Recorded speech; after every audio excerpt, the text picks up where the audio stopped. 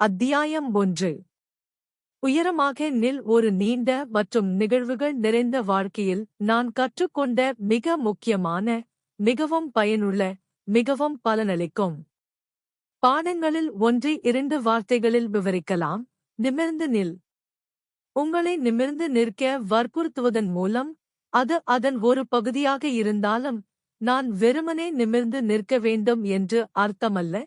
3 வழிகளில் நிமிர்ந்து நிற்பதன் மூலம் உங்கள் முழு ஆளுமையையும் உயர்த்த வேண்டும் என்று நான் சொல்கிறேன். 1. உடல் ரீதியாக உயரமாக நிற்கவும். 2. உயரமாக நிற்கவும். மன ரீதியாகவும். 3. உயரமாக நிற்கவும். ஆன்மீக ரீதியாக. உங்கள் மொத்த ஆளுமையின் 3 பகுதிகளிலும் நீங்கள் உயரமாக நிற்கும்போது, வாழ்க்கையின் சூழ்நிலைகளை நீங்கள் கட்டுப்படுத்தும் ஒரு முழுமையான அந்தஸ்தை அடைகிறீர்கள். உங்கள் தன்னம்பிக்கையையும், வழியில் நீங்கள் சந்திக்கும் எந்த சூழ்நிலையையும் சமாளிக்கும் உங்கள் உறுதியான திறனையும் வெளிப்படுத்தும் உள் மற்றும் வெளிப்புற அமைதியுடன் நீங்கள் வாழ்க்கையில் அழகாகவும், எளிதாகவும் முன்னேறுகிறீர்கள். வாழ்க்கையில் தைரியமாகவும் வெற்றிகரமாகவும் பயணிப்பதற்கான சிறந்த மருந்தை நான் உங்களுக்கு வழங்க முடியாது, மேலும் நீங்கள் மீண்டும் ஒருபோதும் மனிதனுக்கோ அல்லது சூழ்நிலைக்கோ தலைவணங்க மாட்டீர்கள் என்பதை போதுமான அளவு விரிவாக உங்களுக்கு வழங்குவேன். எனவே ஆரம்பிக்கலாம். 1. உடல் ரீதியாக நிமிர்ந்து நில்லுங்கள். இதற்கு ஒரு கலை இருக்கிறது, ஆனால் இது எளிதில் கற்றுக்கொள்ளக்கூடிய ஒரு கலை. நீங்கள் அதை கற்றுக்கொள்ளும்போது, நீங்கள் ஒரு உயர்ந்த உற்சாக உணர்வையும் கட்டளையின் தைரியமான உக்கிரத்தையும் உணருவீர்கள். முதலில், நீங்கள் நிமிர்ந்து நிற்பதன் மூலம் தொடங்குகிறீர்கள். சாய்ந்து இல்லை, குனிந்து இல்லை. ஆனால் விரைப்பாகவோ பதட்டமாகவோ இல்லை. நிமிர்ந்து நிற்கவும். பின்னர் நீங்கள் அமைதியாக மேல்நோக்கி நீட்டி, உங்கள் தலையின் மேற்புறத்துடன் உயரத்தை அடைவதில் முழுமையாக கவனம் செலுத்துகிறீர்கள். அவ்வளவுதான். உங்கள் தலையின் மேற்புறத்துடன் உங்களை உயர்த்துங்கள். உங்கள் தலையின் மேற்பகுதி உங்கள் கால்களிலிருந்து உங்கள் எடையை உயர்த்துவதை உணர எளிதாக உயர்த்த வேண்டாம். இதனால் நீங்கள் லேசாக, கிட்டத்தட்ட எடையின்றி நிற்க முடியும். நீங்கள் நடக்கும்போது லேசாக நடக்கவும். தடுமாற வேண்டாம். மிதிக்க வேண்டாம். மேலும் கூச்ச சுபாவமுள்ள குழந்தைகளும் இல்லை. உங்கள் கால்கள் ஊசல் போல முன்னும் பின்னுமாக சீராக ஆடுவதால், எளிதான சறுக்குடன் லேசாக நடக்கவும். உங்கள் தோள்களை மேல் நோக்கி நீட்ட வேண்டாம். உங்கள் தோள்களை பின்னோக்கி இழுக்க வேண்டாம். அவற்றை தளர்த்தவும். உங்கள் மார்பால் உங்கள் தோள்களின் நிலையை நீங்கள் கட்டுப்படுத்துகிறீர்கள். ஆமாம், அது சரி. உங்கள் தோள்களின் நிலையை உங்கள் மார்பால் கட்டுப்படுத்துங்கள். உங்கள் மார்பை விரிவுபடுத்துங்கள். உங்கள் மார்பை முன்னும் பின்னும் தள்ளுங்கள். உங்கள் மார்பால் வழி நடத்துங்கள். உங்கள் கன்னத்தை உயர்த்தாதீர்கள், அது உங்களை ஆணவமாகவும் அகங்காரமாகவும் காட்டும். உங்கள் கன்னத்தை உறுதியாகவும் சமமாகவும் வைத்திருங்கள். உங்கள் தலையின் மேற்புறத்துடன் உங்கள் தூக்கும் அனைத்தையும் செய்யுங்கள். ஆனால் நினைவில் கொள்ளுங்கள், அதை இயற்கையாக, எளிதாகச் செய்யுங்கள். கஷ்டப்படாதீர்கள். பதற்றப்படாதீர்கள். நிதானமாக. சமநிலையில். மிதக்கும் வெளிச்சத்தில். நின்று காற்றில் நடப்பது. உயரமாக நிற்பது உடல் ரீதியாக உங்கள் ஆளுமை, உங்கள் சமநிலை, உங்கள் தன்னம்பிக்கை, மற்றவர்கள் மீதான உங்கள் அணுகுமுறை மற்றும் வாழ்க்கைக்கான உங்கள் ஆர்வத்தை உடனடியாக மேம்படுத்தும் என்பதைக் கண்டு நீங்கள் ஆச்சரியப்படுவீர்கள். உங்கள் மேம்பட்ட நம்பிக்கை, இருப்பு மற்றும் கட்டளை மனப்பான்மைக்கு மற்றவர்களின் திருப்திகரமான எதிர்வினையை நீங்கள் உடனடியாக கவனிப்பீர்கள். உயரமாக நிற்பது உடல் ரீதியாக வயதானவர்களின் தோற்றத்திலிருந்து பல ஆண்டுகள் கழிக்கும். முதுமையின் சிறப்பியல்பு வளைந்த முதுகு, குனிந்த தோள்கள் முன்னோக்கி தொங்குவது, சாய்ந்த உருவம்.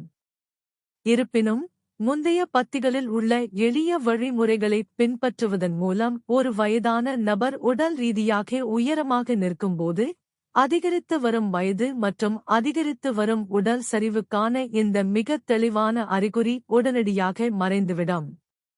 இளமை தோரணையின் இந்த நன்மை பயக்கும் பழக்கத்தை உருவாக்கத் தேவையான முயற்சியே ஏதேனும் இருந்தால் விட ஆரோக்கிய மதிப்பு மட்டும் பல மடங்கு மதிப்புமிக்கது. நரம்புகள் இனி இறுக்கப்படுவதில்லை, தசைகள் இனி இறுக்கப்படுவதில்லை, இரத்தம் சுதந்திரமாக பாய்கிறது, மேலும் தூண்டும் ஆக்சிஜனின் உட்கொள்ளலை பெரிதும் அதிகரிக்க மார்பு விரிவடைகிறது. உயரமாக நிற்கும் வயதானவர்கள் உடல் ரீதியாக பல ஆண்டுகள் இளமையாக தெரிவது மட்டுமல்லாமல் அவர்கள் பல ஆண்டுகள் இளமையாக உணர்கிறார்கள். ஆனால் உங்கள் வயது என்னவாக இருந்தாலும் உயரமாக நிற்பது உடல் ரீதியாக உங்கள் ஆளுமையை உயர்த்துவதற்கான இந்த எளிய வழியின் ஆரம்பம் மட்டுமே. முந்தைய வழிமுறைகளை அடிக்கடி மீண்டும் படிக்கவும். அவற்றை உங்கள் வாழ்க்கையின் இயல்பான பகுதியாக மாற்றும் வரை தொடர்ந்து அவற்றை பயிற்சி செய்யுங்கள். பின்னர் நீங்கள் இரண்டாவது படிக்கு தயாராக உள்ளீர்கள். 2. நிமிர்ந்து நில்லுங்கள்.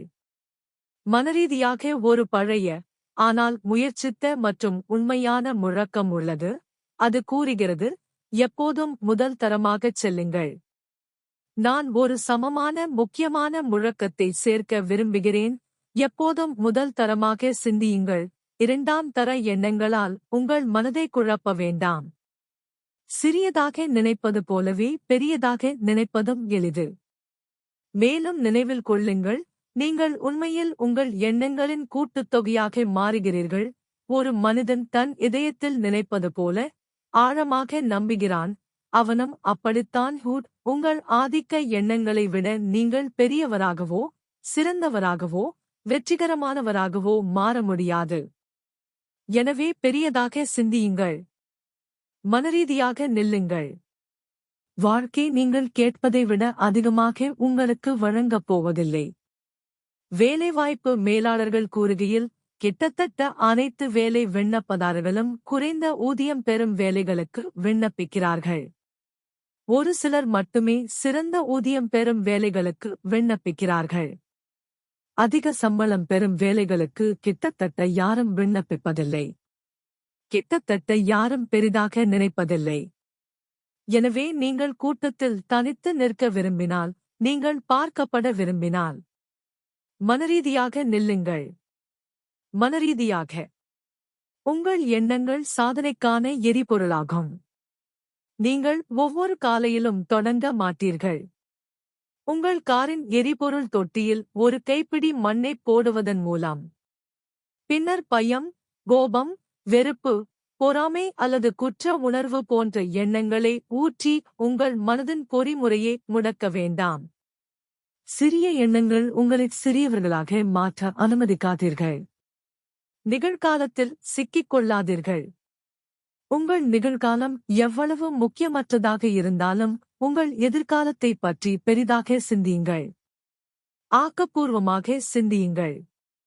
சிந்தியுங்கள், நான் எப்படி மேம்படுத்த முடியும்? மதிப்பைச் சேர்க்கவும். சிந்தியுங்கள், நான் எப்படி அதிகமாகச் செய்ய முடியும்? அளவைச் சேர்க்கவும். அதிக உண்மைகளைச் சேர்க்கவும். உங்களிடம் பொருட்கள் இல்லாவிட்டால் எதையும் உருவாக்க முடியாது. ஒன்றுமில்லாமல் ஒன்றை உருவாக்க முடியாது. எனவே கற்றுக்கொள்ளுங்கள். நீங்கள் கற்றுக்கொண்டதை பெரிதாக சிந்திக்க பயன்படுத்துங்கள். பின்னர் நீங்கள் மனதளவில் உயர்ந்து நிற்பீர்கள். வாழ்க்கையைப் பற்றிய உங்கள் அணுகுமுறையில் உடனடி முன்னேற்றத்தையும் மற்றவர்கள் உங்களைப் போற்றுவதையும் கண்டு நீங்கள் ஆச்சரியப்படுவீர்கள். பின்னர் உங்கள் ஆளுமையை உயர்த்த மூன்றாவது வழி உள்ளது. அது 3. உயரமாக நிமிர்ந்து நில்லுங்கள். ஆன்மீக ரீதியாக சக மனிதர்களின் தீர்ப்பிலோ அல்லது அவரது சொந்த மனசாட்சியின் தொடர்ச்சியான பரிசோதனையிலோ கூட ஆன்மீக ரீதியாக ஒழுக்க ரீதியாக சிறியவராக இல்லாதவரே யாரும் உண்மையில் உயர்ந்து நிற்பதில்லை. உயர்ந்து நிற்பதில் ஒரு உயர்வு உள்ளது.